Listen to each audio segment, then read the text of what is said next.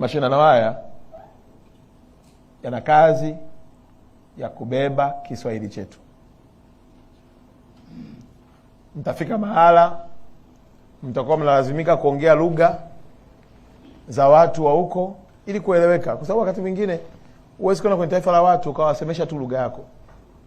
Unalazimika pia kutumia lugha yao.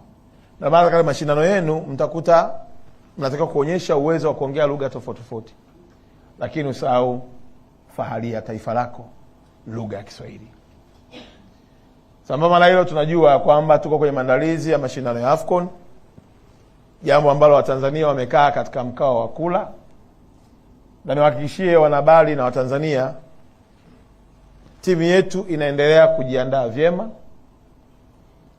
Daktari Samia ametupatia fedha za kutosha kwa ajili ya ujenzi wa miundombinu, na hata jana siku ya Jumapili nilikuwa nakagua maandalizi ya viwanja vya mazoezi, mkandarasi akiwa yuko site. Niwahakikishie tu, maneno yanayotapakaa huko mtaani na kejeli na mipango miovu ya kutaka kuhalalisha kuahirishwa kwa mashindano ya AFCON kamwe hayatapata nafasi kwa kudra za Mwenyezi Mungu. Ratiba iliyopangwa iko vile vile, na rais wa CAF na executive team yake walishakaa wakakubali ya kwamba mashindano yatafanyika na Tanzania ni mwenyeji. Na rais wetu ameshalipa fedha zote za kuhakikisha kwamba mashindano haya yanafanyika wapi? Tanzania.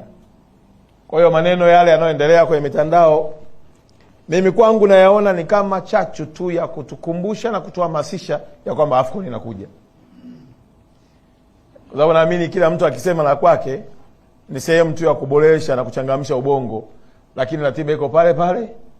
Labda lije sisi tsunami kutokea wapi, lakini tunamuomba Mwenyezi Mungu aliepushe taifa letu na mataifa ya Afrika na dunia kwa ujumla, tuendelee kuwa na amani na utulivu na mshikamano ili tuweze kufanikisha ndoto ya vijana wengi hasa wenye vipaji.